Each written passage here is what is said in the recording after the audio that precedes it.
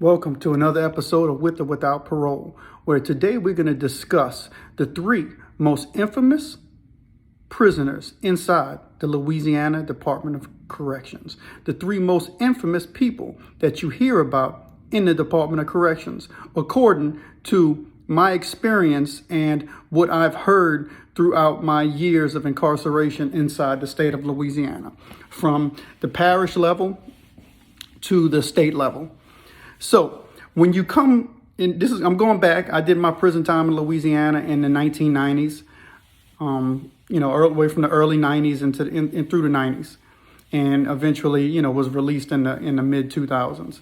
But coming up and going through prison, you hear about certain people and certain things to be aware of. In other words, people start giving you their opinion and their advice on how to make it once you get up the road, as they say. Once you get to prison, this is the advice I'm giving you so you can survive. This is who you need to be aware of. This is what you need to avoid. This is who you need to avoid. And the reality is while you're waiting in the parish jail to go to the state prison, people are going to start telling you stories about other prisoners that are up the road.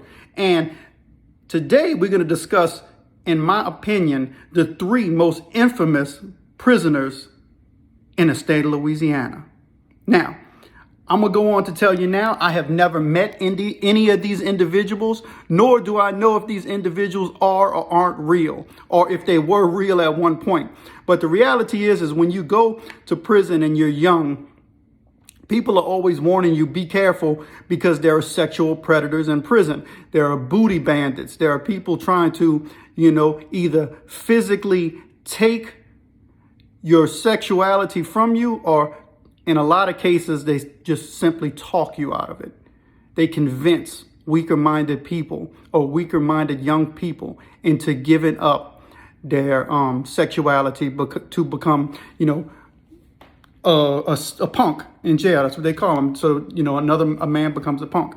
So these are the three people that, that you get warned about. And in no specific order. Number 3, Two Shank Shorty. That's right. In the state of Louisiana, Two Shank Shorty is the first person that you're warned about. When you come in the parish jail, they say, oh man, you about to go up that road. You need to be careful, man. They got a dude named Two Shank Shorty. And then you're like, man, who is Two Shank Shorty? It kind of speaks for itself. Two Shank Shorty, got 2 knives. He's short, so what do I need to be aware of? Well, Two Shank Shorty is going to use them 2 shanks, to try to tell you, you either going to fight or you're just going to give it to me. You're going to give me your butt, And so I guess if Two Shank Shorty approaches you, the best thing you could do is buy yourself some time, because he got some knives. Unless you're a really good fighter, you could punch him one time right in the middle of his face and knock him out, But if not, buy yourself some time, and you got to go get your knives. You got to strap up, So it's going to be hard to fight a man who got 2 knives, unless you're really skilled at fighting. You could. It's best to strategize, in my opinion. So if Two Shank Shorty comes at you, step away, try to buy yourself some time, and then go get your iron so you can work on even terms, But I never met Two Shank Shorty, but that was the first person I was warned to be aware of. The next person, another short person. Why is it all the short people up the road are the ones that are infamous and trying to turn people out? The next one is Butt Can Shorty. So they tell you, man, you're going to get up the road, man, and supposedly Butt Can Shorty started off in Louisiana State Prison in Angola, but then I guess he moves from all the different prisons throughout the state. But Butt Can Shorty, they say he's so short, but, he likes having sex, so he has to stand. See, in prison, they got, they serve such big portions of food because they're feeding a lot of people, that they have those big cans that have fruits, vegetables in it, might be potatoes or carrots, and it's a big can. Well, eventually they turn those cans into what they call butt cans. That's a place throughout the walk or throughout the jail or put in the dorms where the inmates, once they smoke, they can put their butts from their cigarettes in there. Well, Butt Can Shorty was so short that he got to stand on two butt cans when the punk is bent over so he can have sex with him.